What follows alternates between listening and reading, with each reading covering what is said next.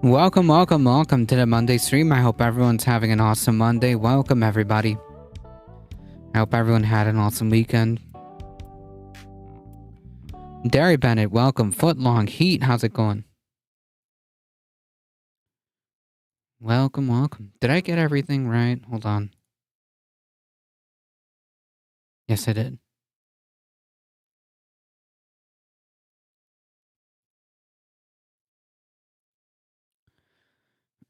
Diddy got caught. I did see, the last thing I saw about that actually was the video came out of him assaulting his former girlfriend. I hope he gets cooked if that's the case. If only Boeing spent half as much money on fixers for whistleblowers as they did fixing the issue with their planes at this point, none of them would have issues ever. Had to make a joke like that one on MSN Video. Can at least say we know that the helicopter crash was not constructed by Boeing, knowing it was able to keep flying for over 4 years without catastrophic failure, let alone 50. Yeah, so apparently, a lot of things happened over the weekend. More notably,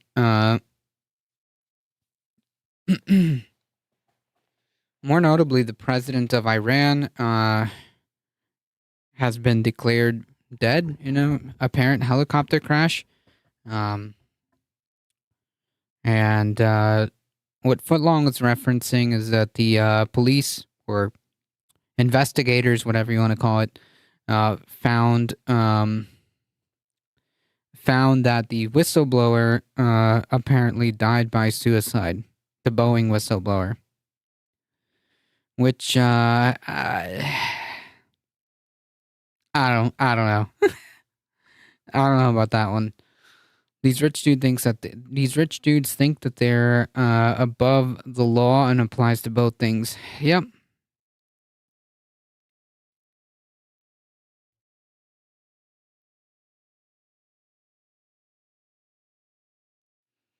Give me 1 second, folks.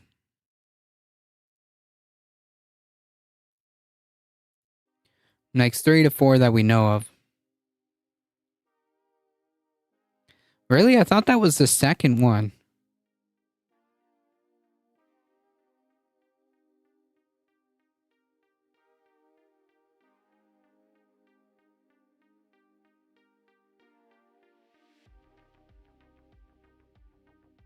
Maybe I'm wrong.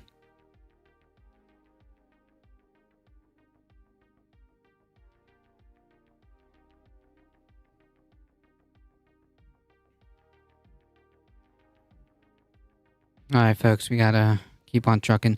There may be other whistleblowers not in the news. Well, I mean, wouldn't be exactly surprising, right? I will double check.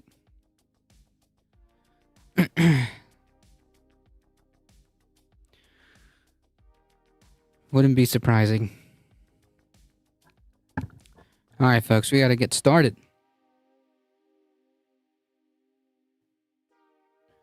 Folks, don't forget, if you want to continue to support the channel, keep liking the stream on YouTube. Keep subscribing. I really appreciate it. I see you guys on the YouTube. Thank you. Keep following. Keep following us here on Twitch. There have been 2,384 of you that have decided to click the follow button on Twitch. So keep it up. If you want to support the channel, there are many different ways. Thank you, Cognizant, for the tier 1 sub for 26 months. That's just over 2 years. You can also consider checking out the merch store by hitting !merch. Join the Discord, folks. This upcoming weekend, there's a movie night event, which I'm trying to figure out what we're gonna watch, but it doesn't matter. It's always a fun time. Yeah, I know, right? 2,384 followers on the Twitch. As far as I can see on the YouTube, it's about 254 subscribers. And, yeah, little by little. Yeah, you can vote on the genre of what we're going to watch under the community polls when you join the Discord, by the way.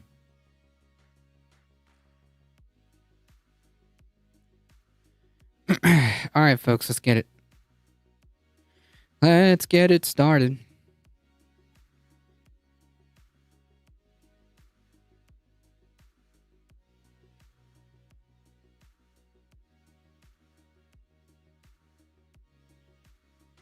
I think we should probably start here. Let's get it. Wait, no. Is it? Let's get it started in here. No. I feel like is that the lyrics of the song? Did I subconsciously go to that?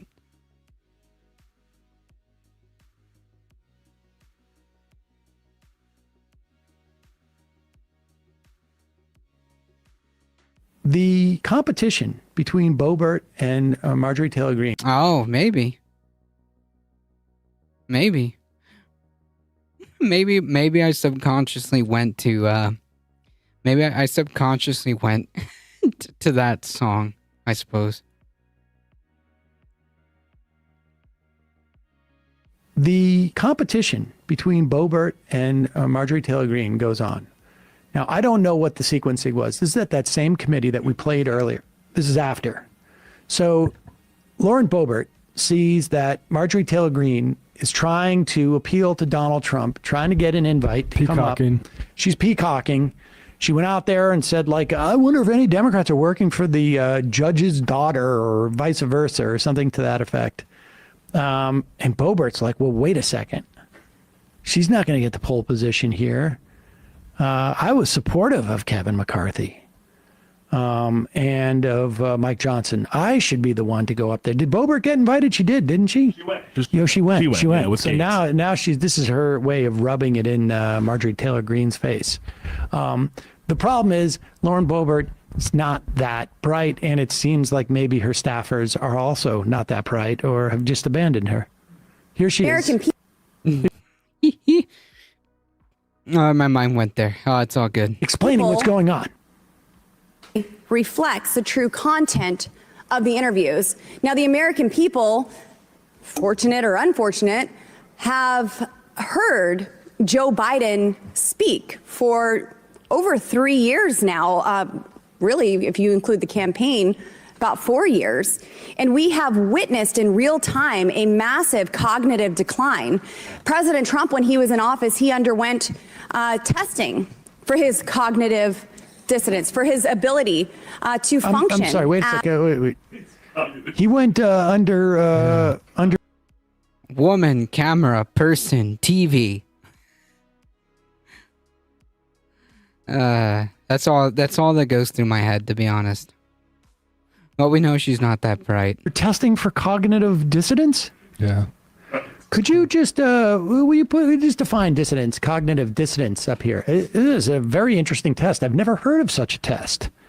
Well, I guess no. I should be fair. There's a lot of like studies, I think, that sort of like note people's cognitive dissonance when they're sort of faced with it's the discomfort a person feels when their behavior does not align with their values or their beliefs. And I would say probably also what they observe doesn't align with their values or beliefs. Genius. So he was tested for his cognitive dissonance? Like, I'm a hypocrite? What? Yeah. I'm lying? I took the ACT. Are you serious? I took the ACT. No, my uncle was very smart. Does that count? Just go back a little bit. That's pretty good. About 4 years. Oh, pause it. And Also, speaking of cognitive dissonance, she's saying that Joe Biden doesn't have his faculties. Good. Now, really, if you include the campaign, about 4 years. And we have witnessed in real time a massive cognitive decline. President Trump, when he was in office, he underwent testing for his cognitive dissonance, for his ability to function as president of the United States, as the commander in chief. And unfortunately, I haven't seen Joe Biden even read a teleprompter properly and get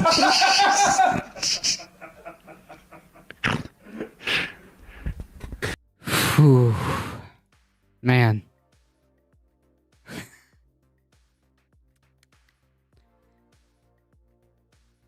No, I don't think so. she don't speak too good. What does he do when he's reading a teleprompter? Does he mispronounce things? What does he right do? on my cognitive dissonance test, Lauren. I'm right on it. We just go back a little bit. That's just too. She must be a really nervous person. Yeah. Because Well, you that's know. like, gotta come up and deliver this part about how Biden can't speak well. Her rival just did something that got probably going to get attention from Daddy, and now she's got to figure out how to Exactly, and she's like, the pressure's on. Go ahead. To function as president of the United States, as the commander in chief. And unfortunately, I haven't seen Joe Biden even read a teleprompter properly and get through the reading without also adding in what's in the brackets when he needs to take a pause. And What? there are many things that we could go on here, but I want to hear. Many things. Many things. I like when people say that after getting to two really not very compelling examples. There are a lot of other things I could say, actually. Just turn the lights out and she'll get much more emboldened. John Barnett and Josh Dean are so far the only two misreads as Joshua and Dean. That's pretty impressive. I mean, these guys are really going overtime for casual Friday clips. That's nice. Lauren Boebert, ladies and gentlemen. I am afraid that we will not have her around for too much longer. No. I think her reelection chances are a little bit. Yeah. Also, Beetlejuice 2 is coming out. She got to go to the movies. Is that what you're saying? Got Alamo Drafthouse tickets already. Oh boy. Oh boy. John from St. Louis. The Equalizers from 2014. Matthew Film Guy totally discredited. He's talking about the TV show, The Equalizer, with the British guy. You're thinking about the one with Denzel Washington. No, he's thinking about the one with there was an era where if you were going to be a tough guy, you had to be like a 65-year-old white guy. Like Della Ventura, The Equalizer, all these guys. They were just super, super, it would be like me in 5 or 6 years as the real tough guy. Like Clint Eastwood. If I recall a few times, Trump that doesn't have a speech impediment couldn't read the teleprompter. Right. Make no mistake. Trump's make no mistake. Trump's faculties aren't there either. And it's just in real life, it doesn't work that way. It doesn't. Hey, folks, don't forget to hit the subscribe button and check out our daily show. Always gets me. I thought that was kind of funny.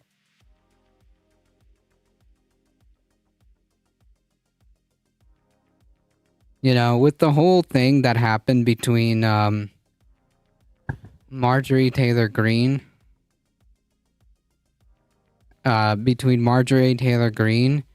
and AOC, this was pretty funny. I got a good chuckle out of this one.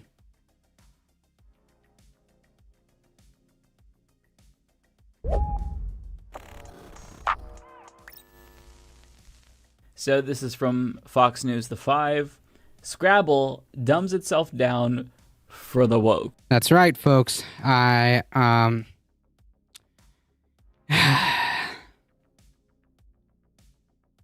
regret to inform you that the woke mind virus has infected Scrabble.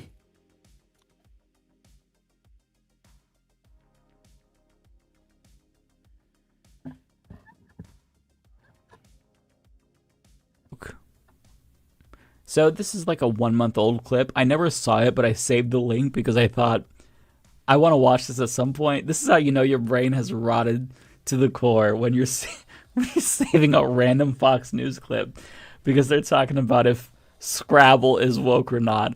I need therapy. But I haven't seen this yet. So let's see. My hope is that they're going to entertain us and tell us how Scrabble is woke. So let's see. Scrabble is dumbing itself down for the woke. The board What's game the is title? getting updated to be more inclusive and less competitive. So instead of competing, players collaborate, games are shorter, there are clue cards, and a no more scoring option. Wait, how is that making Scrabble more woke? You could just play the original rules. You know that, right?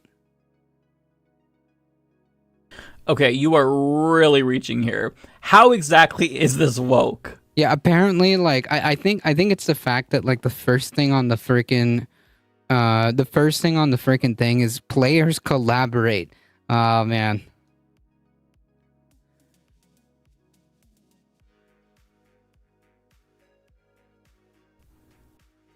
How exactly is this more inclusive per se? It's just like a different way to play Scrabble. Right. I'm pretty sure you can still get the old game if you want to. Maybe Scrabble or the Biden administration, they're going around and they're collecting your old Scrabble games and saying, nope, give it over, hand it over, because you have to get this new woke one. We're not keeping track of the score. I don't know. I feel like Yeah, this no isn't necessarily newsworthy. No scorekeeping is probably just like another rule selection that can be optional. Like, how is that even woke, by the way? I don't understand. I guess being conservative is all-encompassing. They should be crapping in holes, in my opinion. Jesus. I understand. I know some of my jokes can push the line. Yeah, just, And for a news PG-13. network to be covering this, I kind of feel like this is a non-issue, right? If you're going to be outraged about board games and your Fox News, the obvious one is the Ouija boards, right? That's because that's satanic. So I don't know. At least that makes sense. But like, this isn't even woke. What's woke about this? It just means like woke doesn't mean anything. It just means things that I don't like.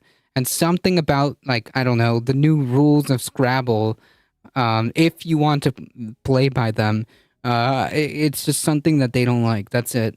Perhaps they're trying to revive interest in a game that isn't all that popular these days. Yeah, I mean, maybe it's just a fresh way of playing Scrabble. I don't know. I wager that even if you got this newer version of Scrabble, you don't even have to play by those rules. I think these are just new, new ways of playing it.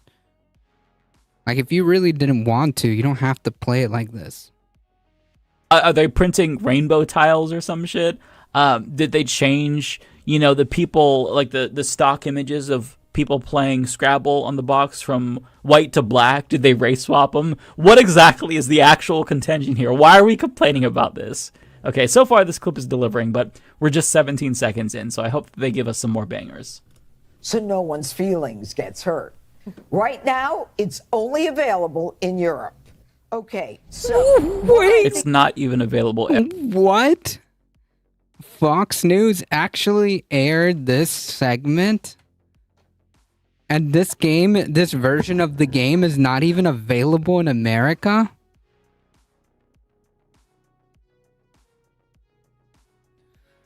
Jesus Christ. I could see them bitching this in a meeting. Yeah, hurt Fifi. But why? What is wrong, like, about any of this? Everywhere, and it's a version of Scrabble. And it's Scrabble together, so it's just like a different Scrabble. And based on the colors, it seems like this is for children. The day you get your Clear Choice dental implants makes every day a let's dig in day. What are you trying to tell me, YouTube?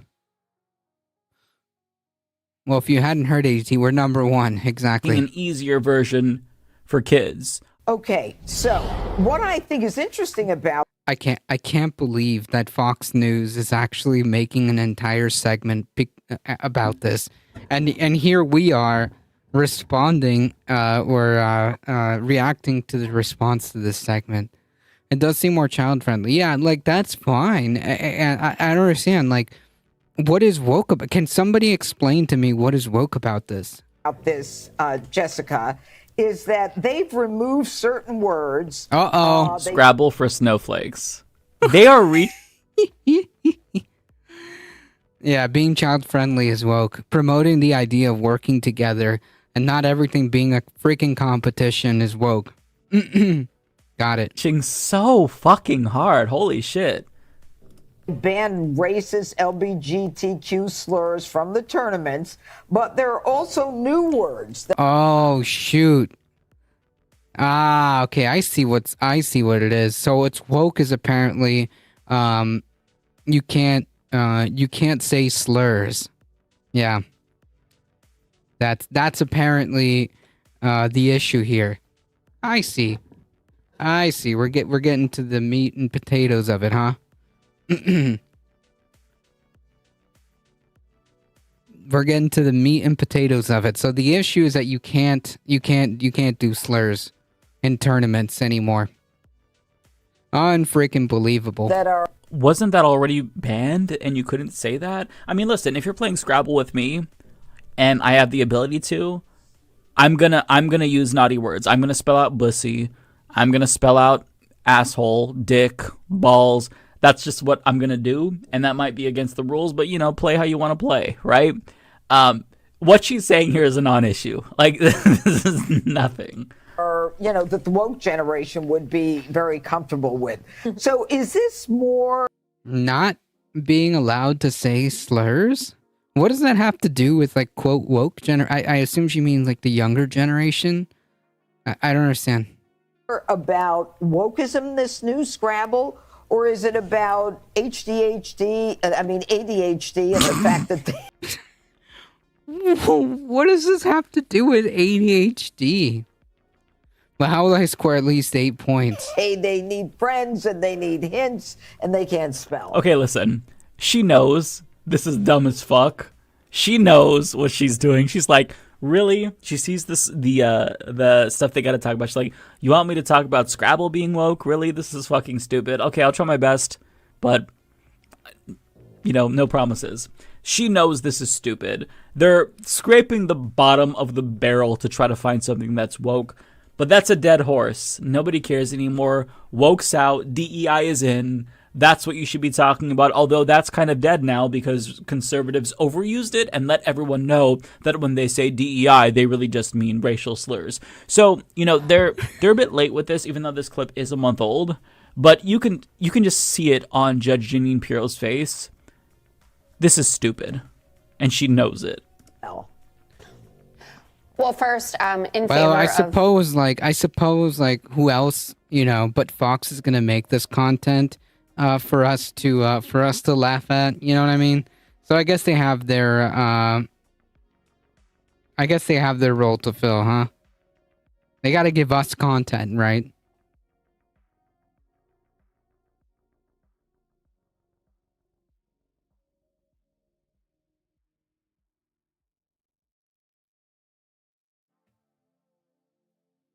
removing slurs, I think we could probably all agree on that. Oh, Maybe not.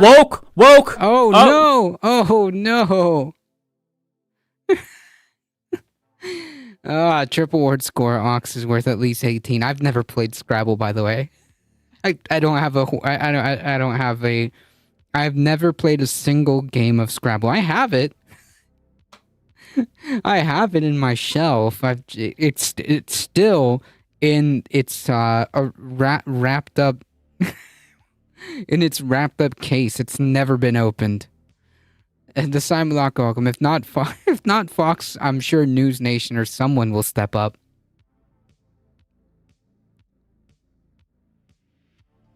Well, first, in favor of removing slurs, I Which already was probably a thing, okay? think we could probably all agree on that. Oh, Maybe not. woke! Oh, woo! Found the snowflake. Woke, woo! That was already a thing. You are like, It's not for everyone, but it can be fun. that was already against the rules, right? And the rules for Scrabble, like if you literally are so desperate to use slurs in Scrabble, you can just disregard the rules and count those as points. Like, I'm just trying to figure out how exactly can you twist this to be woke? It's so stupid. Careful, Justin. All right, we'll get to you. Scrabble goes woke for Gen Z. I think it went woke for like children, ages 10 and under probably. That's what it True. looks like. Yeah, somebody said here in the chat, who was it? Is Candyland woke because it's for children? I mean, yeah, I'm trying to see who said that because it's so true. Yeah, it was X Leftwards. Yeah, exactly. I always thought, though, you could play in teams, or I have played in teams before, even before this thing, but I think they just wanted to create a lighter version that would appeal to younger people. Scrabble can be a tough game. You know, like children. Oh, man. Yeah, I think Mike is right. Gen Alpha, exactly. I can hear, here I can help the Foxcast since you're not allowed to use the word y'all love so much to make the same letter as the word ginger and the same amount of points. Can get her out of here. Woke alert. Ooh, ooh. Why is this reasonable response on Fox News? Up yours, woke moralists. Okay, when the Uh, squares have been cream colored for decades, do you think they're going to make squares of different colors so as not to offend people? I hope so. I have Gutfeld. Even if the tiles were like different colors, like, would anybody honestly care? Would any normal, reasonable person's response to the tiles on Scrabble being different colors, would anybody's reasonable response be like, "Yep, Scrabble's gone woke. Scrabble's gone woke."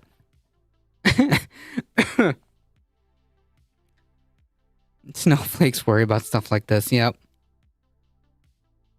Janine, listen to me. She's watching this right now. Janine, do you honestly think that them not being different colors is offending people, Janine?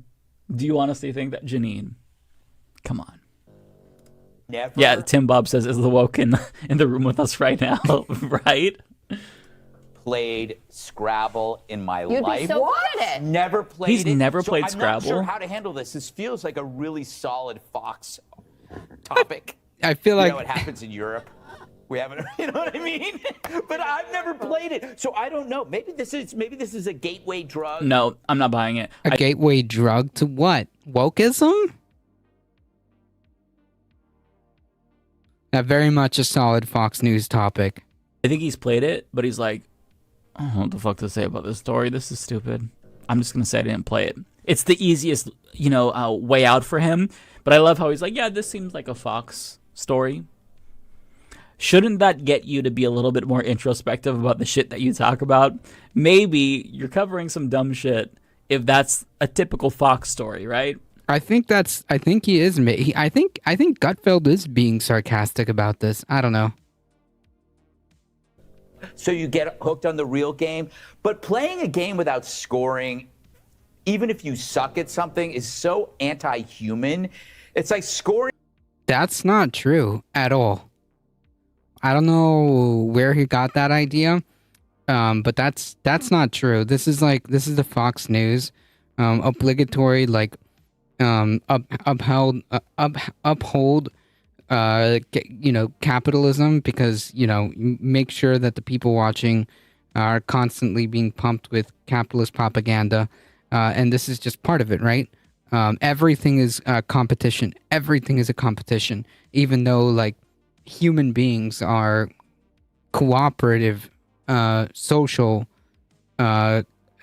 cooperative social animals. This doesn't make any sense.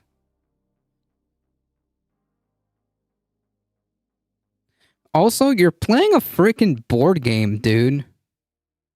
If I lose at Scrabble, if I lose at Scrabble on Saturday's cookout or whatever, I'm gonna be perfectly okay. I promise. Okay, maybe some people just want to play the game for the sake of playing the game. It doesn't have to be a competition. It doesn't have to be who gets the highest score.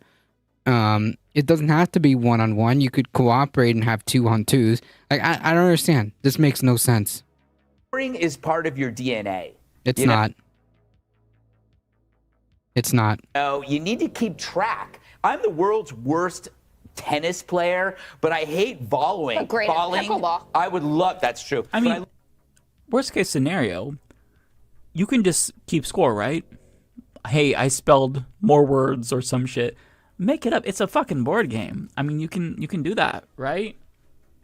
love playing. I love keeping score when I play tennis, even if I lose 6-0, because I need to keep score. For example, I'm keeping score of the 5 right now. You're losing in the fashion department. Yes. No, Oh. he looks great. Hear that? You know what, Jesse? I'm surprised that this new Scrabble didn't come with like 4 trophies, so everybody feels like they won. Or hear me out. Don't play that version and play the normal version of Scrabble and keep point. I don't understand. No, come on. I mean, even That was a good job. She's trying to bring it back because you know the conversation is kind of getting a little bit too out there. But she's like, no, remember it's the woke thing. They should give everybody a participation trophy. I like that you said that, Janine. There we go. That's good commentary about woke Scrabble. Good for you. Who was the blonde guy you played tennis against? Stevie Wonder kept score when he played Greg They said pickleball. the blonde guy. Blind. I thought you said blonde. Stevie Wonder's blind. Does he know he's not blonde? Yeah, I was so confused. I'm like, did he say that the guy he played tennis with is blonde? But he meant blind because he's talking about Stevie Wonder and is trying to do a joke about that. This is so unhinged, even by Fox News standards. I'm not going there. Anyway, if you take Wait, out- what do you mean? I thought you guys didn't care. I thought you guys weren't woke. Come on. Cognizant, welcome and thank you for that sub. I appreciate it. Comparing this to how right-wing loonies viewed needling at sports games, so everyone boycotts Scrabble for suggesting alternate rules, but not allowed to boycott sports balls for killing innocent. Yep, exactly. out slurs, Dana's never going to win. So I just think that's, I think it's unfair. I've played Scrabble a few times. I'm more into games of skill like Yahtzee. Those games are really for people that have an intellectual capacity. They can really calculate winning and I've never played Yahtzee either. losing. And Scrabble's just for, you know, people that pretend to be intellectual, that actually can't compete in the real world. Like, yeah. It's freaking Scrabble, dude. Man, prime freaking content from from Fox News here.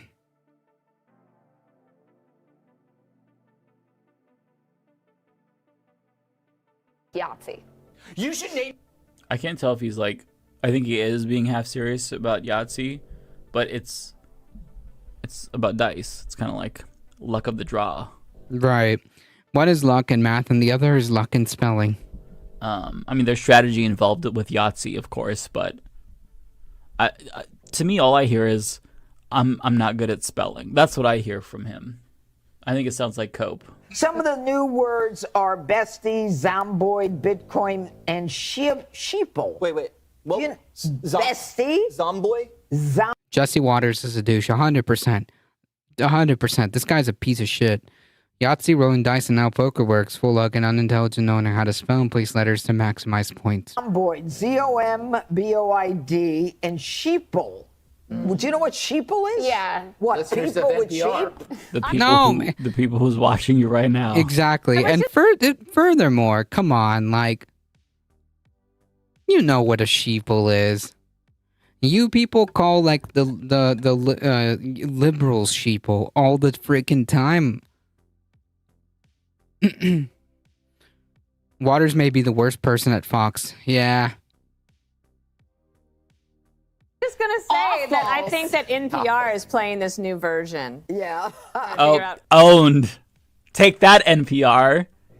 I think sheeple is more of an Alex Jones thing.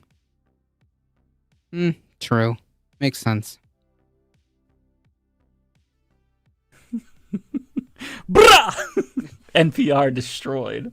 Uri Berliner, and they are trying That's to hard to say. score. Brian Brenberg from Fox Business told me that board games are up 6% in terms of sales, and that people want to actually not to get off their phones and to play. So maybe we should just let them play. Yeah. Oh, wow. So it turns out that this wasn't like actually a plot to inject wokeness.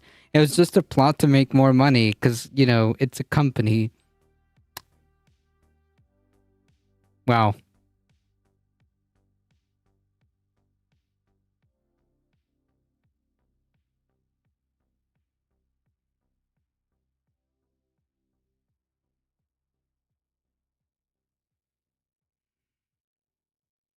Phenomenal.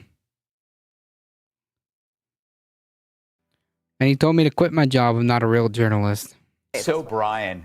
Well, he is Fox Business.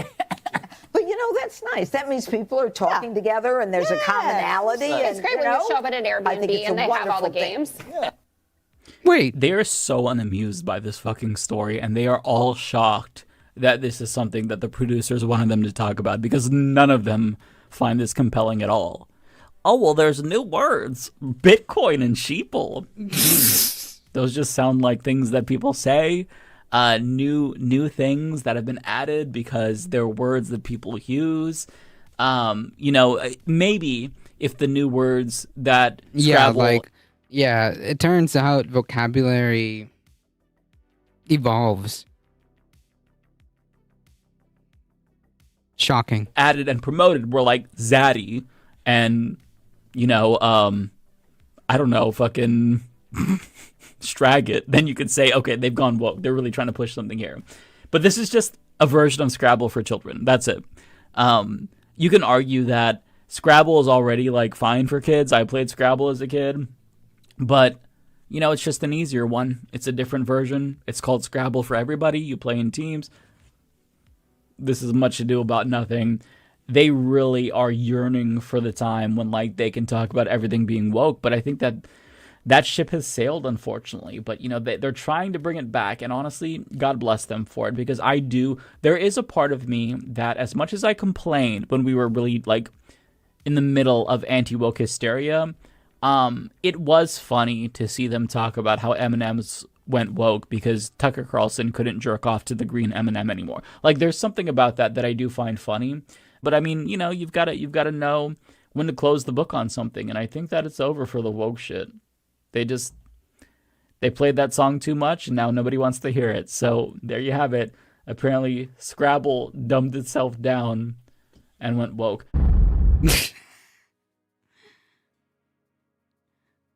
I'm curious to see like what people actually had to say about that segment. Yep, still trying to scare old people. I bet these guys were pissed when Monopoly came out on Sega Genesis.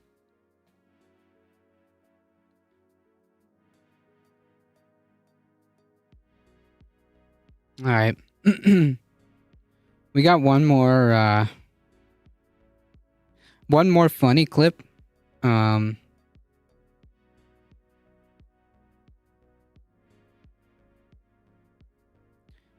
in the way that it's Dave Rubin. So, yeah. Worth lived. And Ben Shapiro and I have a professional relationship and a friendship as well, but it does have a cap on it. Like, it does, and I'm actually okay with that, and I think he's okay with that. Like, he has his own Now, Republicans will never complain about Monopoly. belief as it pertains to that. So I can either just run around and call him a bigot and an asshole and everything. Which you could, because he is a bigot and he is an asshole. Like, Dave, by the way, he just like basically like acknowledged the fact that like he just acknowledged who Ben Shapiro is, right? Belief as it pertains to that. So I can either just run around and call him a bigot and an asshole and everything else, or I can be like, oh, this guy roughly wants to live in the same society that I want to live in. There's very He doesn't. He literally does not. Okay. few people that are truly trying to relitigate gay marriage. And as I said to Ben, even before we had found more common cause, say politically, I mean, years ago on my show, I said, Ben, you know, if we both do this, meaning, you know, talk about stuff politically and culturally for years, if we do this for another 70 years, I guarantee you, when I'm 90, if I've lived a decent life, and he's a few years younger than me, so you're 85, I have a feeling that whether you admit it or not, you will have realized that I was living a life worth lived. And he didn't have much to say. Because he doesn't believe that. He's just making a living off making Shapiro more palatable. Yep. Exactly. If Shapiro had his way, like had his actual way, you know, the natural conclusion of Shapiro's ideology, Dave Rubin would not exist. Shapiro, will you bake Rubin a wedding cake? Okay, so I mean, my answer is. Well, I'm married already. Right, he's married already. But an anniversary. It was my anniversary last week. An anniversary cake would have been nice. Right. So this is so sad. This is so freaking sad and pathetic. So the answer is no.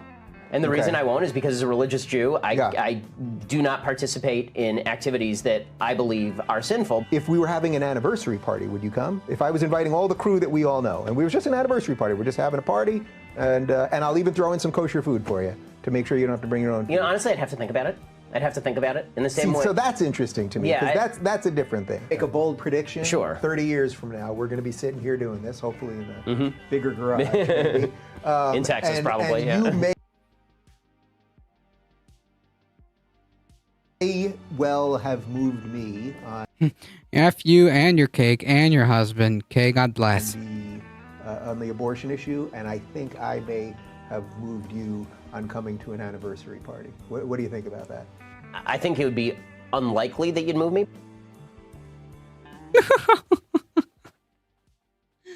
Oh, man. Dude, Ben Shapiro would wipe him out of existence, okay? If you follow Ben Shapiro's ideology to its natural conclusion, Dave Rubin would not... Like, honestly, like, if Ben Shapiro had anything to say about it, Dave Rubin wouldn't even be there. If Dave Rubin wasn't useful, he wouldn't even be at the Daily Wire. What I've consistently found, whether it is quite literally having Shabbat dinner with Orthodox Jews in Jerusalem, or whether it's being invited to evangelical colleges, is that people on the right are way more willing to agree to disagree. They can have their own beliefs.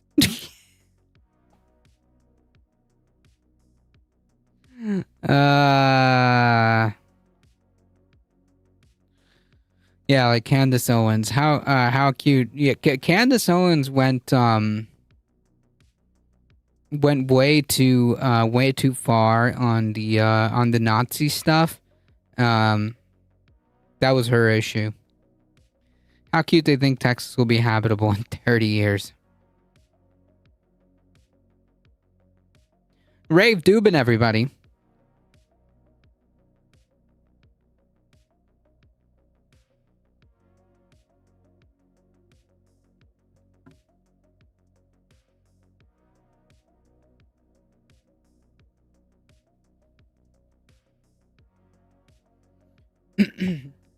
All right, in serious news, folks, we gotta get down to the news. Republicans pushing laws that removes rights sounds very counter to agree to disagree. Yeah, that's what's funny about it. That's what I find freaking hilarious, that he actually has like the gall to even say that. When that's like demonstrably not how conservatism works. Like historically and currently, that's literally not how conservatism has ever worked. On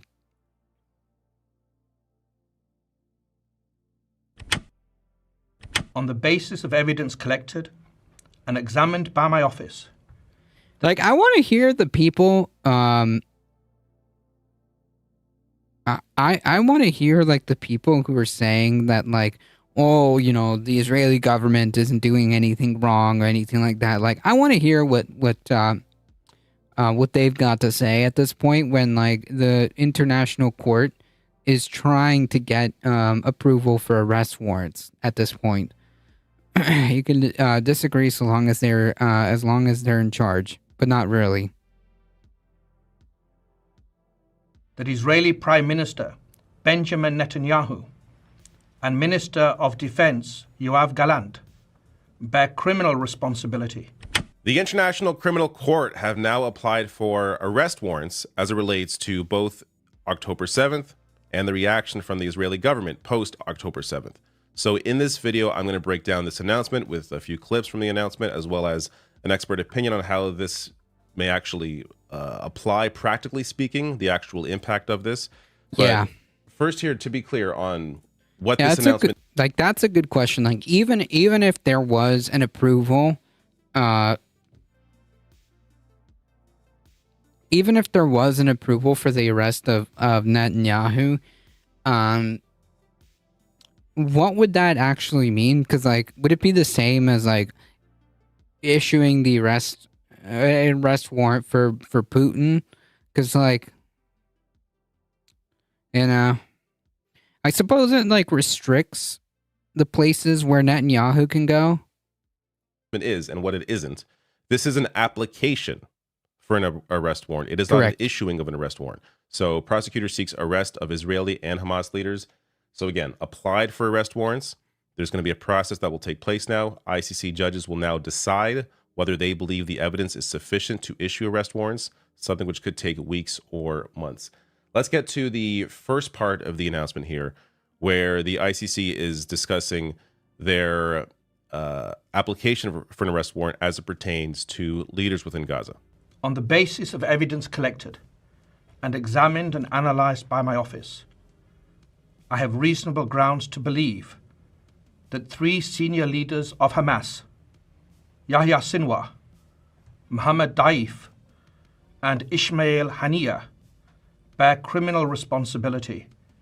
All right, so this part of the announcement is less newsworthy simply because there has never been a dispute as to what took place on October 7th. I mean, to be clear, there has been a dispute about some of the acts simply because of the amount of propaganda that was spewed on October 7th. But in terms of the actual attack, there's never been a dispute about the attack. And they go on to announce the various acts here, including taking hostages, torture, other inhumane acts as a crime against humanity. So this is the list of what they're being, what the application is for. And this has never been disputed, even by Palestinians. So this is from January. Palestinians welcome Chile and Mexico's call for ICC probe into Gaza war, which includes, by the way, Hamas. As Ryan Grimm, reporter at the time, tweeted out, Hamas is saying it will cooperate with an ICC investigation into its own October 7th assault, while also pushing for an investigation into allegations against Israel. So they've always been open to saying, yeah, investigate us, as long as you also investigate what Israel has committed since October 7th. Hamas has been asking for this to happen since 2015 and expressed, which applies to apartheid and, again, the ongoing war crimes that Israel committed well before October 7th, and expressed their readiness to be taken to trial over October 7th months ago. So they've been open to this entire investigation this entire time, whereas the Israeli government has not. That's why the announcement about this announcement here about Israeli leadership and the application for their arrest is more significant, simply because they have been attempting to dispute what they're actually doing. On the basis of evidence collected and examined by my office, that Israeli Prime Minister Benjamin Netanyahu and Minister of Defense Yoav Gallant bear criminal responsibility. It's alleged that these crimes were committed in the context of the ongoing armed conflict and as part of a widespread and systematic attack against the civilian population of Gaza, pursuant to a state policy. Unfortunately, these crimes continue to this day.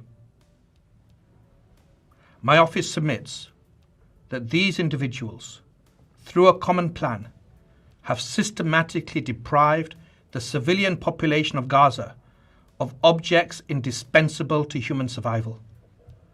We have reached that conclusion based upon interviews with survivors, many eyewitnesses, experts, from satellite imagery, statements from Israeli officials, including the 2 individuals subject to the present application. Now, this is significant because this isn't simply, an attack on a day or, a couple days or a week. This is ongoing to this day as a matter of state policy. Right. I would also add to that list Ben Gvir, but And as he And I would also add to the list everyone who enabled, directly or indirectly. as the ICC, just to get his name there, ICC's prosecutor Kareem Khan says they have statements from leadership, from the people that they are applying for this arrest warrant, statements from them, from Netanyahu, that are used as part of their evidence, making it clear that this is a direct policy choice as opposed to, say, the fog of war and things happening. No, this is intentional. Now, these are, this is the list here. So again, starvation, willful causing of great suffering, intentional direct attacks against civilian population, extermination, persecution as a crime against humanity. So this goes to, this isn't simply about the obvious, the bombing of the civilian population, the attack on aid workers. This is also about closing the borders, restricting the transportation of food and medicine, getting into the civilian population, cutting off water pipelines, meaning cutting off clean water to the civilian population, cutting off electricity to the civilian population, and the use of starvation as a method of warfare. And I'm going to get to a bit more on that from that video. But, as it pertains to just what Netanyahu himself has been saying and doing, I've gone over this in a few videos, but he has rejected. He has been the barrier to a ceasefire. He has been the barrier to getting the hostages back. So people focus on the hostages, just focus on the hostages. The Israeli prime minister is the reason why the hostages have not been returned. So whether it was 6 months ago in November, he rejected a ceasefire for a hostage deal. Whether it was, this is February. There's the date, the 7th. Rejecting a proposed ceasefire for a hostage deal. And this is from Haaretz. This is an Israeli newspaper. Their analysis here. Netanyahu hoped Hamas would reject the ceasefire offer. When it didn't, he turned to sabotage. Then this is about the most recent ceasefire offer. Israel's criminal defendant prime minister. Yeah, it's very clear what's going on. The U.S. will protect Israel's leadership with the anti-ICC law. Yeah, we'll get to Biden's. Response. I don't know. I haven't seen this video, but if this was just released, 3 hours ago?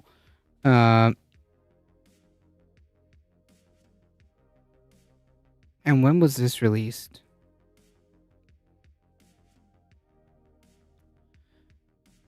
I don't know.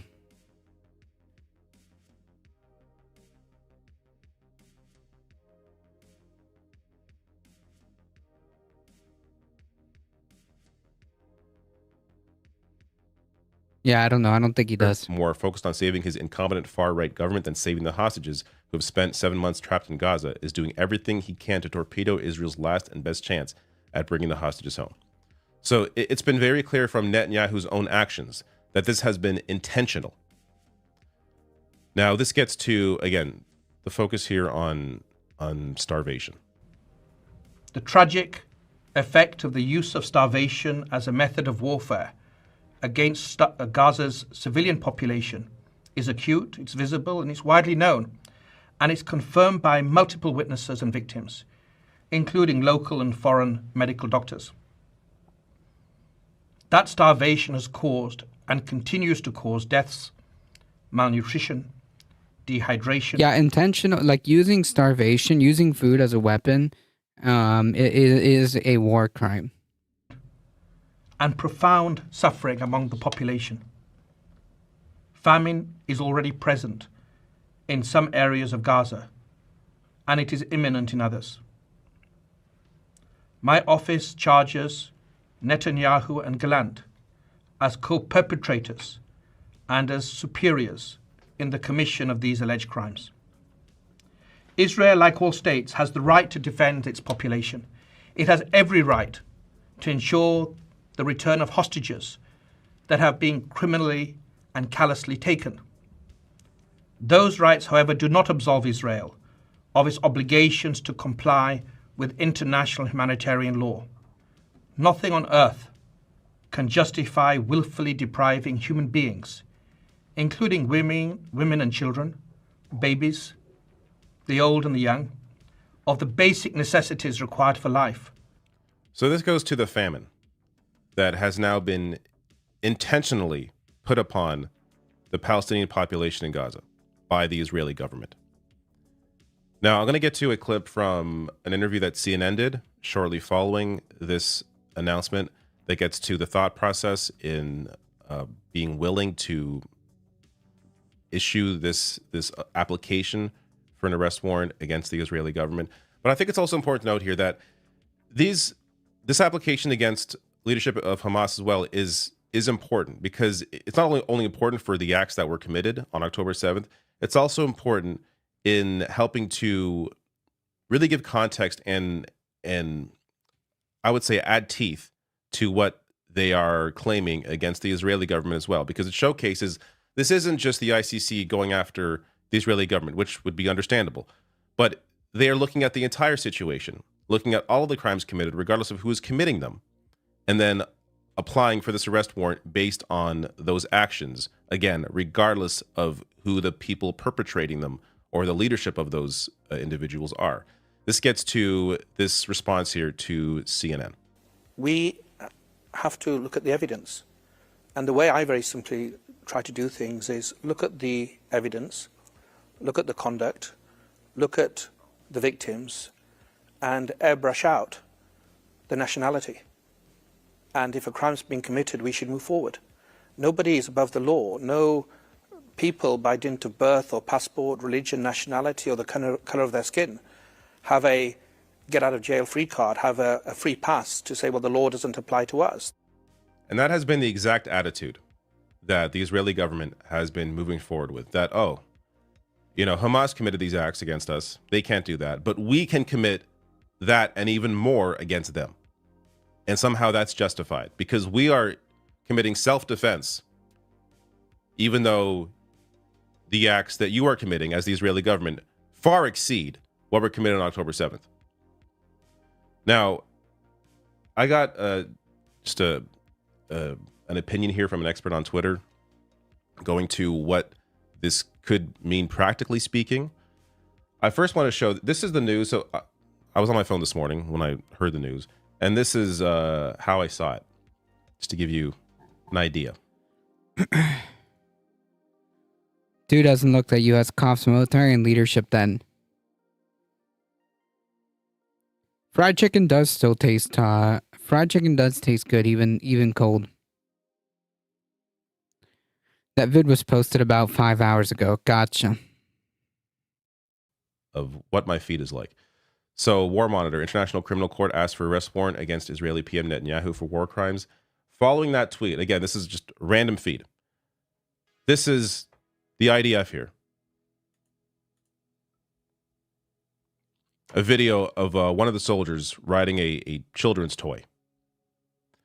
Owen Jones writing, imagine if Hamas militants repeatedly filmed themselves playing with the toys of Israeli children they had killed, maimed, driven from their homes, and traumatized. It would be front and center in the evidence of how monstrous they are.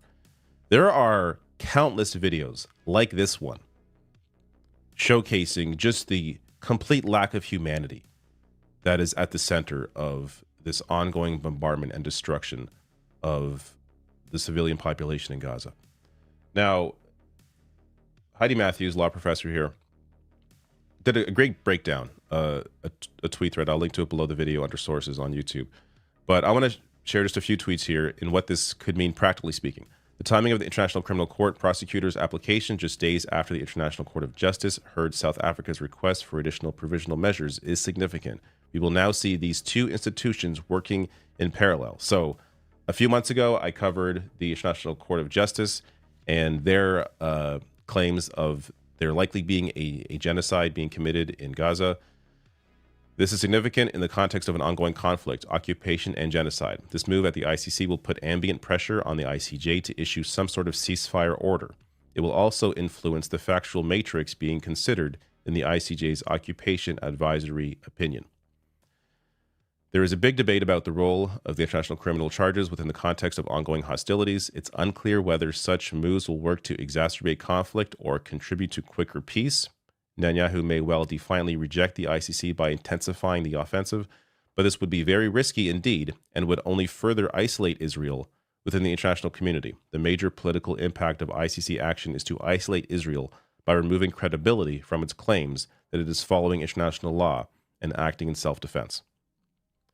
Which again also goes to the importance, I think, of ensuring there is an objective application here of what has been going on. Meaning, it's important and significant that the ICC also is going after Hamas leadership here as well, showing that there is no, bias, which would be ridiculous to even claim. But I think it helps to make the case against Israel when they are clearly applying these rules against everybody, regardless of who's in power. So now that we saw this very rational kind of succinct layout as to what's going on here, let us take a look at the statement from the Biden administration.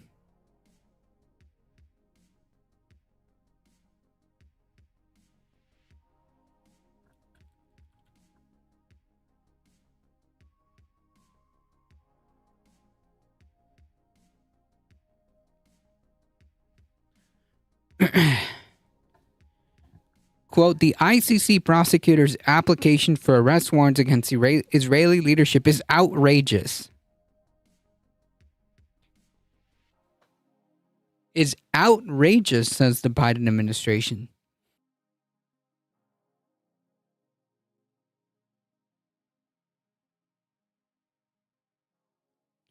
Didn't just not that long ago, I forget which ghoul, because there's a few that rotate, that do these press conferences, but one of these ghouls said something to the effect, I think it was Blinken actually, said something to the effect of, we think that Israel may have violated international law. We're still looking into it. So why is this outrageous? Our own intelligence knows this.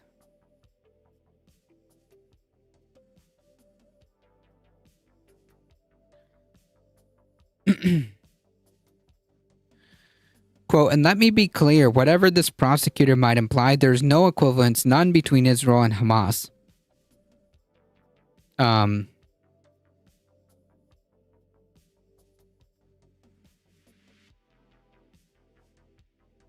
If they're both being served, or if they're both being looked at criminally, then yes. I don't know what to tell you, man. We will always stand with Israel against threats to its security. That's not what this is about.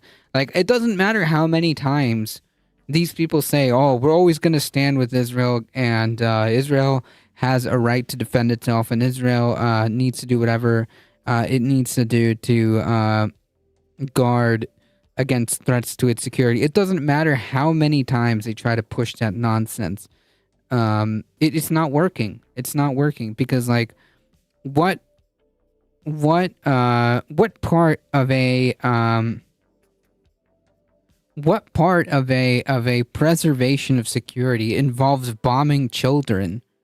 What part of preservation of security involve targeting aid workers? Food aid workers. What part of like preserving your security involve indiscriminate bombing of a civilian population? Like, explain that one to me.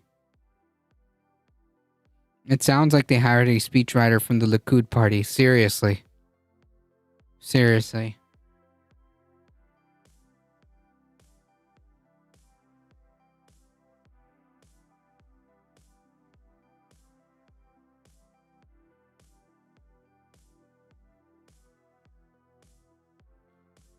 It's like a script or broken record. Yep.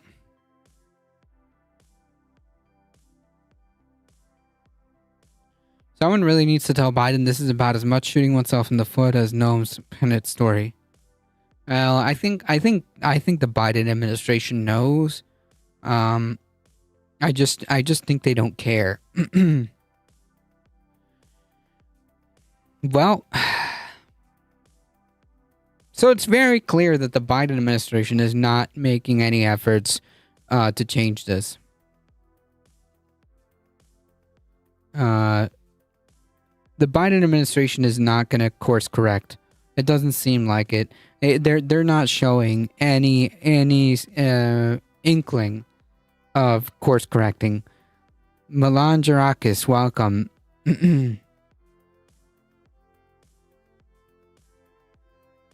Oh, that's a Dune reference. Anyone that supports genocide is a disgusting human being. I agree. Thank you for the follow.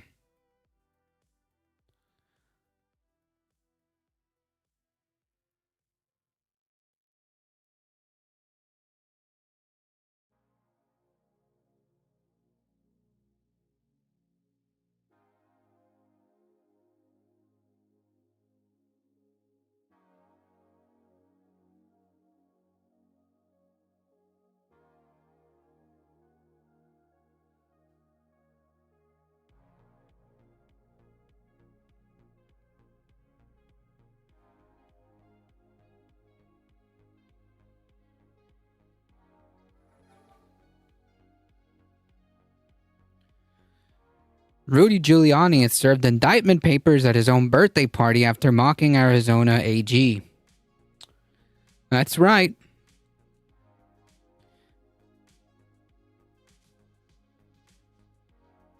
Arizona's Democratic Attorney General Chris Mays on Friday announced that Rudy Giuliani had been served with the notice of his indictment in connection with the alleged conspiracy to overturn the 2020 election results in Arizona. The announcement came less than 2 hours after a social media post from Giuliani taunting Mays for failing to deliver his indictment. The notice was served to Giuliani during a celebration in Palm Beach, Florida for his 88th birthday. Happy birthday, you POS. In the now deleted post on Twitter, Giuliani taunted Arizona authorities. If Arizona authorities can't find me by tomorrow morning, 1, they must dismiss the indictment, which that's not how that works. 2, they must concede that they can't count votes, which, okay. Accompanying the message was a photo of Giuliani smiling with 6 others and balloons arranged behind them. An hour and 14 minutes later, Mays responded to Giuliani's post, writing, said the final defendant was served moments ago, Rudy Giuliani. Nobody is above the law. Giuliani is about to turn 80 on May 28th and was enjoying an early birthday celebration in Palm Beach on the night he was served, according to social media. By the end of the night, happy birthday to you isn't the only music the former New York City mayor had to face. Womp, womp, womp. The party was hosted by Carolyn Wren, an advisor to U.S. Senate candidate Carrie Lake. Oh, man. So good news on that front. It looks like Carrie Lake is not looking too good. So that's nice. It's okay. He looks good for 180. Ted Goodman, a spokesperson for Giuliani, said Wren was unperturbed by the birthday bash bust-up. The mayor was unfazed by the decision to try and embarrass him during his 80th birthday party. He enjoyed an incredible evening with hundreds of people who love him from all walks of life. Ooh, excuse me. And we look forward to full vindication. Yeah, sure. Others indicated that in the fake electors case are further along in their legal proceedings. On Friday morning, former Trump attorney John Eastman pleaded not guilty to charges related to an alleged conspiracy to overturn the 2020 election results in Arizona. 11 other defendants are slated to be arraigned on Tuesday, tomorrow. The Arizona fake elector scheme isn't the only controversy Giuliani's faced in the wake of efforts to overturn the 2020 election. In December of 23, Giuliani was hit with a $148 million verdict for defaming 2 Georgia election workers.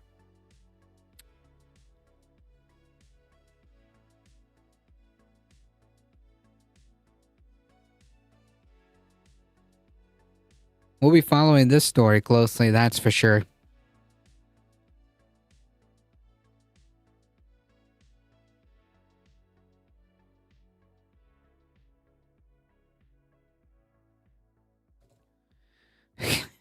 Senate Republicans introduced legislation to legalize IVF treatment nationally. Yeah, 80th birthday legal fundraiser. Exactly. Scrambling. That Arizona AG has been busy since she took office. Yep. Republican Senator Ted Cruz and Katie Britt announced on Monday today they're introducing legislation to protect legal access to in vitro fertilization nationwide in the wake of the Alabama Supreme Court ruling that embryos created by treatment are children. Cruz and Britt said they will unveil the bill to clear up the confusion and misinformation spread by the ruling. Oh man, desperation, which has alarmed prospective parents who worry they may lose access to the procedure and chance to have children. To address these concerns, we will introduce a bill on Monday to ensure IVF access is legally protected nationwide. The legislation would require, as a condition of receiving federal Medicaid funding, that states don't prohibit IVF. Cruz and Britt added that their goal is to make sure that any family's path to bringing a child into the world isn't compromised by preventable legal confusion. Which was just a reminder brought on by your party. I believe they call this rules for thee and not for me. Me and my girlfriend are going to do IVF. It's free here in New Zealand, but has about up to 18-month waiting list. Gotcha.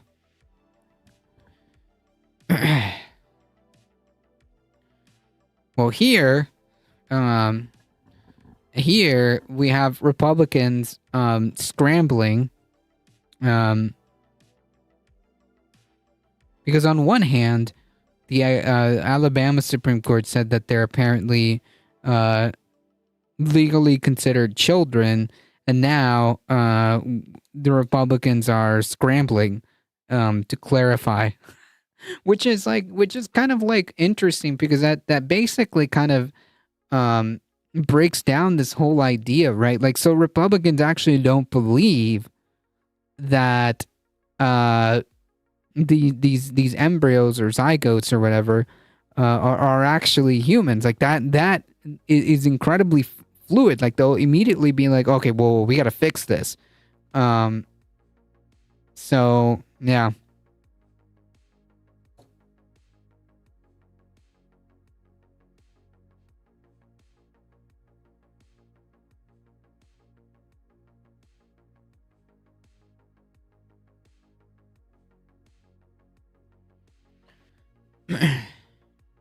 Alabama Governor Kay Ivey has signed a state law in March protecting IVF patients and providers from liability for the loss of embryos.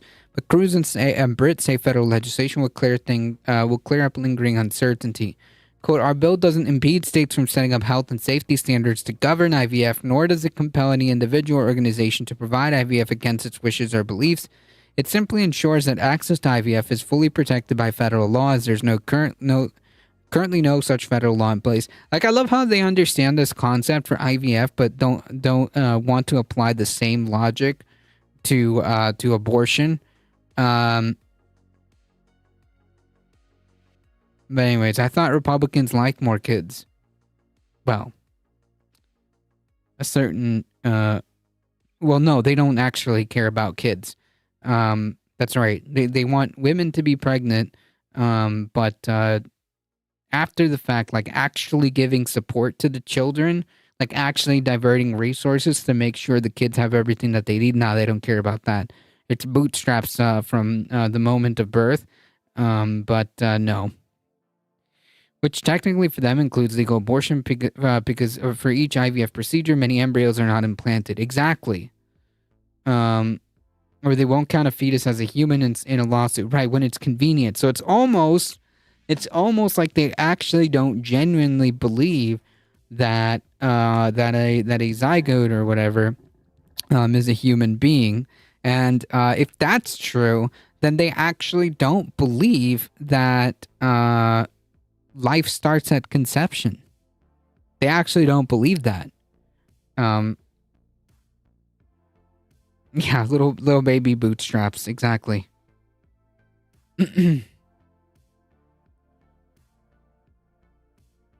Right, moving goalposts to fit their narrative. Nobody take my idea.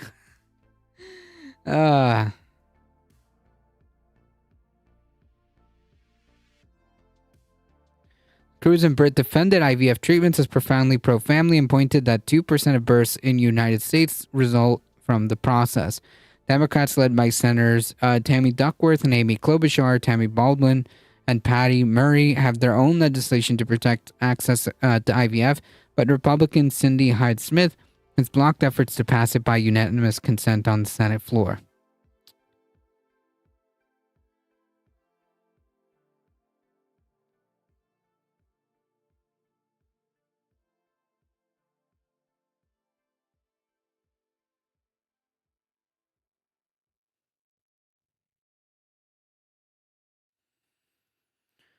House GOP says revived border bill dead on arrival as Senate plans a vote.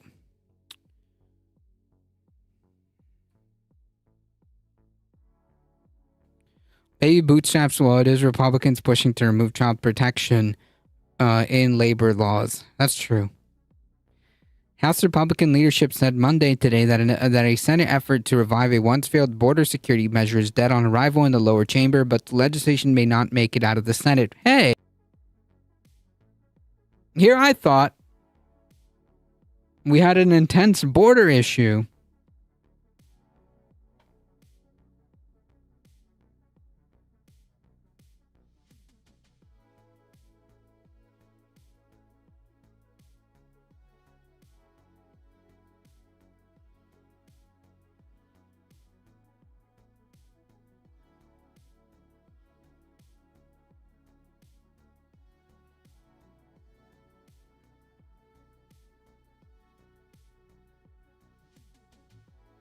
One second, folks.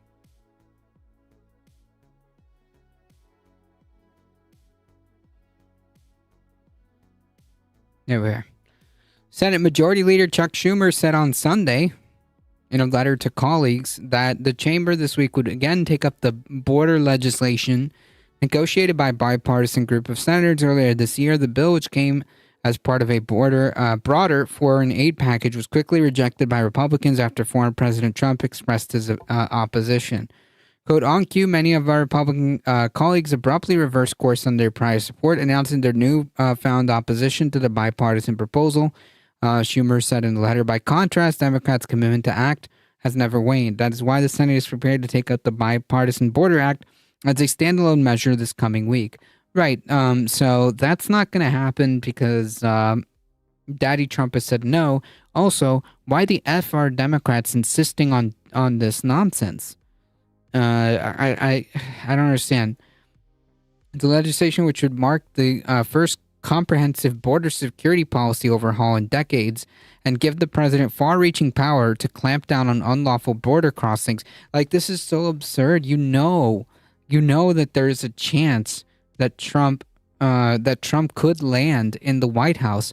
Why would you roll out the red carpet by making sure that he has expanded powers when he should the election go his way?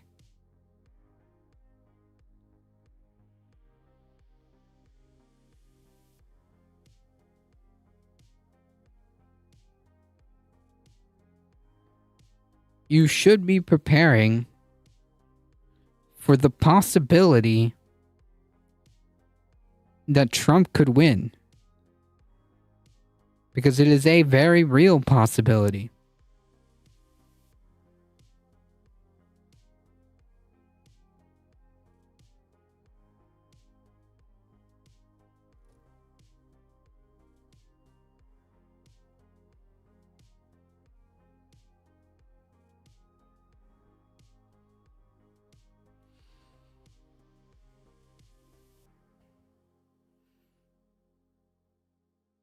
If Trump wins, this will not matter.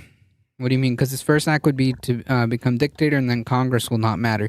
Well, no, I'm just saying, like, in the sense that, like, why roll out the red carpet? Does that make sense? Like, why already just try to make sure that he has expanded powers? Like, even if that's true, does that make sense? Michael Hassler, welcome. They don't care. To offset the bad PR from genocide and try to move border junkies to vote blue, which we know that's not going to happen. We know that's not going to happen.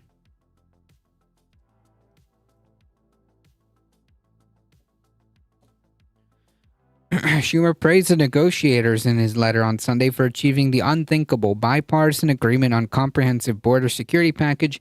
He called the legislation a tough, serious-minded, and critically bipartisan proposal to secure our border.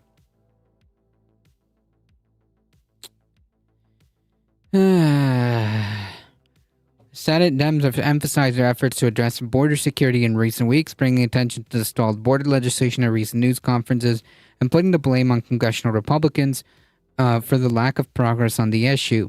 The posture comes as border security has become a key feature of the GOP platform. So then why the F are Democrats? If this is a key feature for the GOP platform, like, why are we playing this game?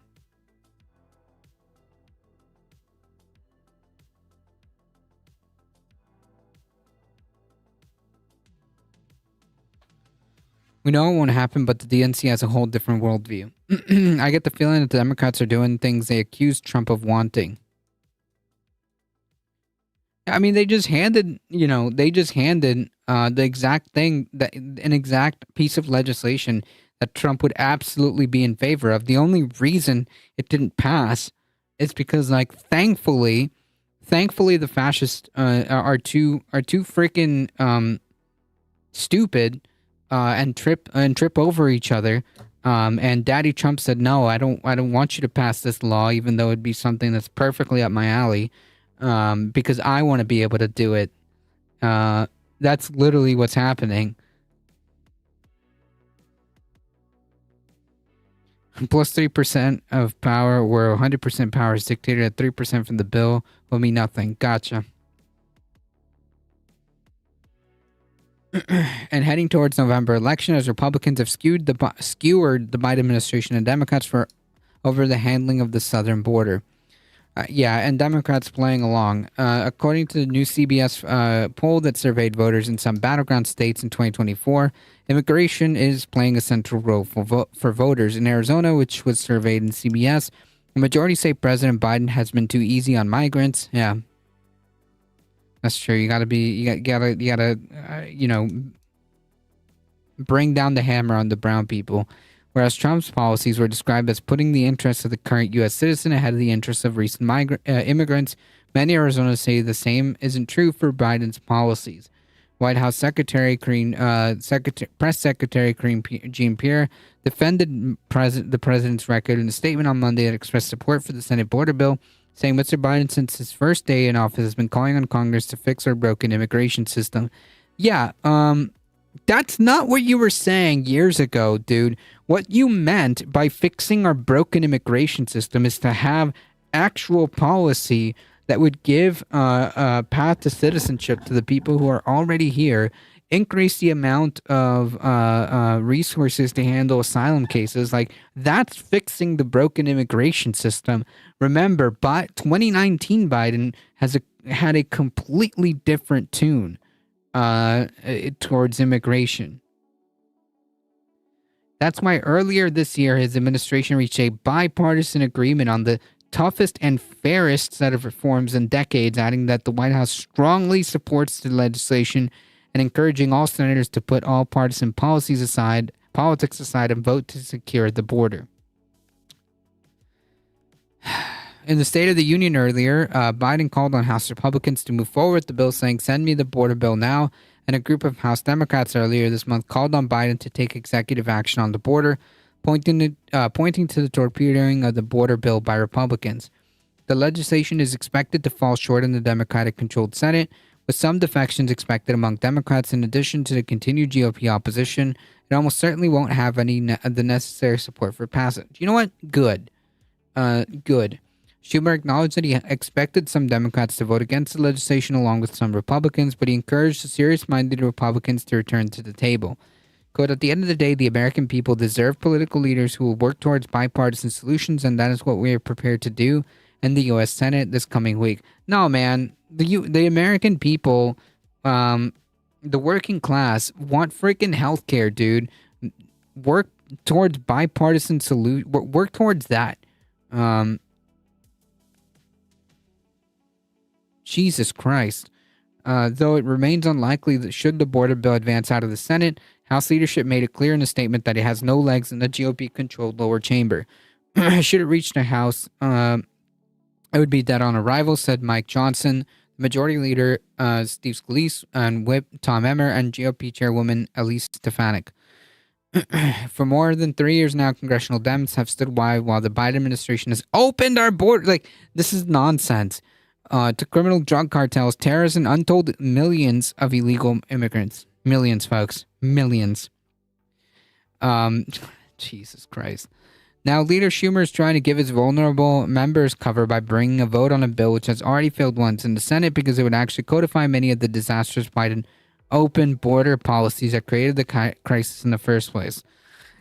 How they see it, not enough brown people have died to malnutrition while waiting in jail to win a literal lottery to get a chance to come to America. That's right. This is so absurd. This is so absurd.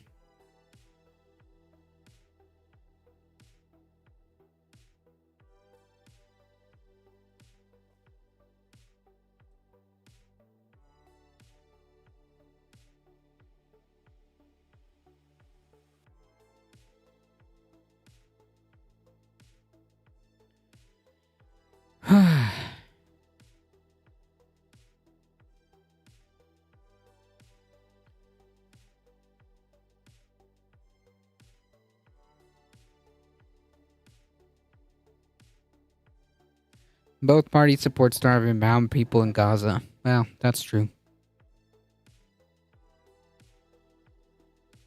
I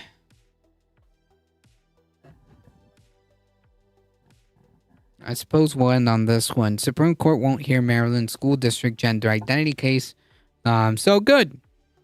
The Supreme Court declined on Monday today to hear a bid backed by conservative Christian legal group to challenge a Maryland school district's policy against informing parents if their children identify as trans or gender nonconforming. Like, honestly, like, man, if your kid is not willing to come out, that sounds like a problem with the parent. There's a reason why they don't trust you, and if they don't trust you, the parent, there's some serious issues there. So no,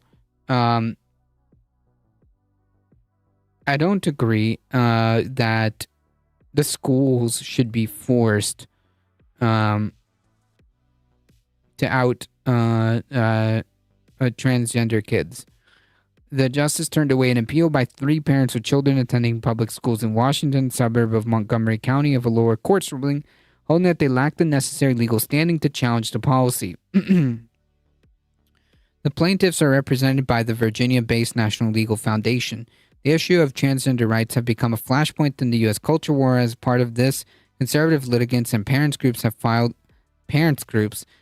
lawsuits in various jurisdictions challenging school policies that seek to respect requests by trans students to not out them to their parents without their consent, which is like, man, the bare minimum, like, especially if the kid is like specifically requesting this because they don't feel comfortable. Yeah, definitely.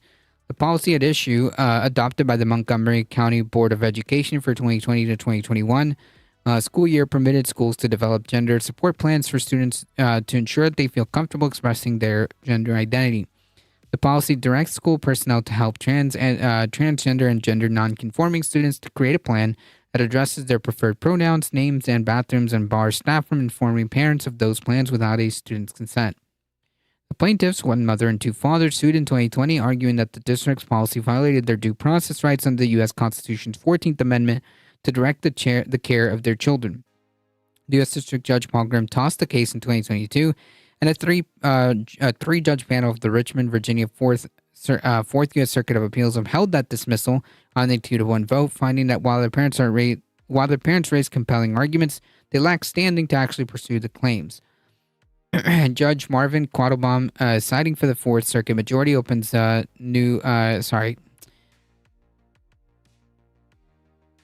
yeah, it does open a new tab. Cited the lack of allegations that the children of these parents are transgender and have any gender identity issues or gender support plans that addressed, among other things, what names and pronouns and bathrooms that they would use, Quattlebaum, an appointee of the Republican former President Trump, said that meant the plaintiffs have failed to put forward facts showing the school had any information about their children that might be withheld from them. The flaw rendered their opposition a mere policy disagreement. And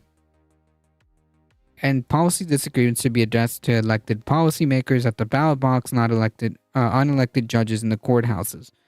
The parents, in appealing, had argued that the Fourth Circuit's ruling misread the U.S. Supreme Court's precedent on legal standing and conflicted with decisions by other federal appeals courts. The parents had also urged the justices to not just decide whether they had standing to sue, but determine whether the school policy violated their fundamental parental rights, saying the issue is not going away.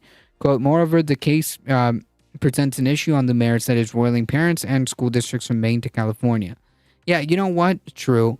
So here's what we should do. If a child is uncomfortable enough to talk to you as a parent, maybe the parent should be under investigation as to why. Moreover, this case presents an issue on the merits that is roiling parents and school districts from Maine to California. They wrote in their petition to the justices, it is, quote, it is important for parents, their children in public schools alike to have this issue addressed and resolved now. The school district said its policy was intended to ensure that its school provide a safe and welcoming environment where all students feel accepted. While the policy encourages parental involvement whenever possible, the district said it reflected the reality that in some cases students may not openly express their gender identity outside of home, at home for the concern of safety or acceptance. That's posted something new in the photo channel, like the Beams channel. Do we have photos?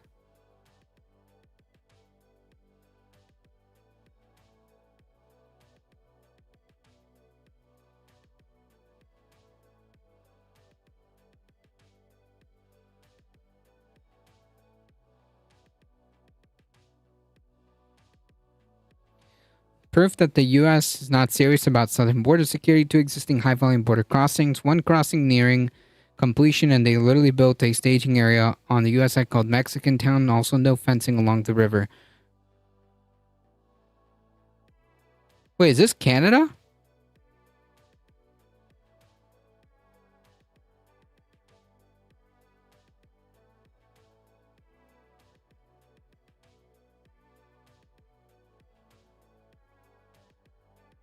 Parents are also probably bigoted. Yep.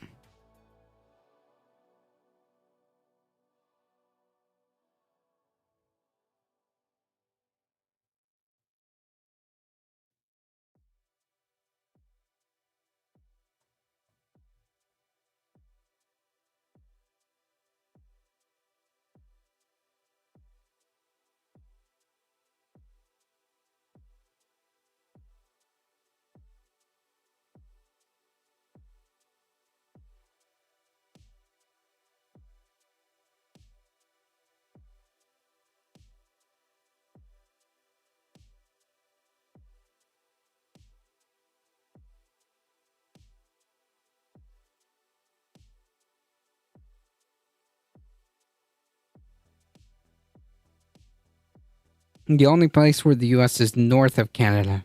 Huh.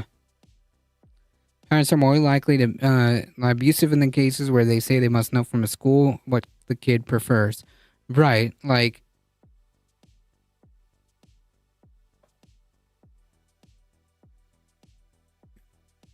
I would say, fine. You know what? We should launch investigations into the situations where kids don't feel comfortable and find out more information.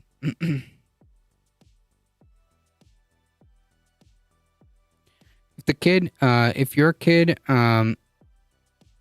doesn't trust you, neither do I. It's pretty simple. Yeah, that's a good point. Because the kid is afraid for a reason. Exactly. Like there's a reason, especially to a parent. Like if they don't feel comfortable enough to be themselves around their parents, man, that's a huge red flag.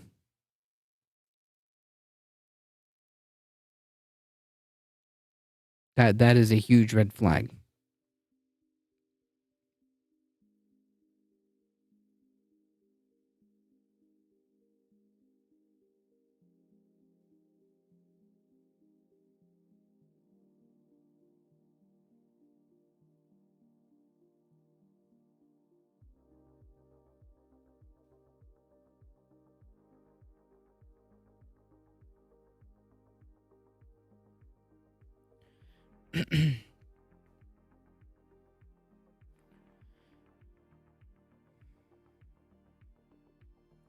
All right, folks. I gotta get going. It is just about 7 o'clock. How many Canadians flee their oppressive free healthcare utopia for the United States?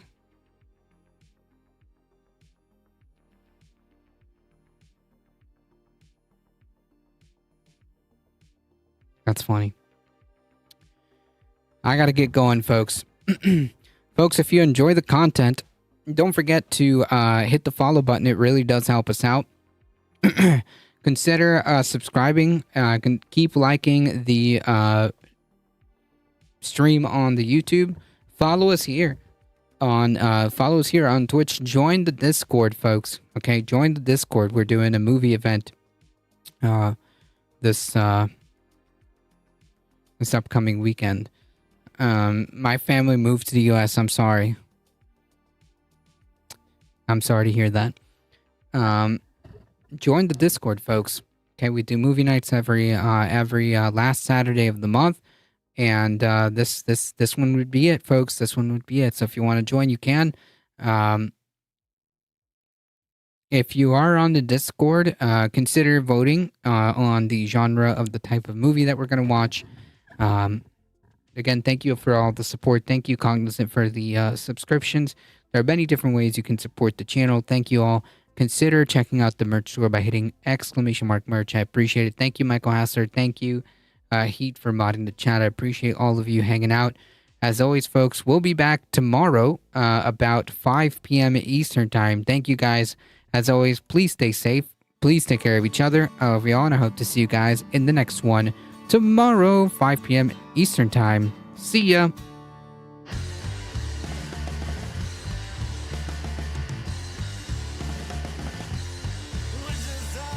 I'm cooking.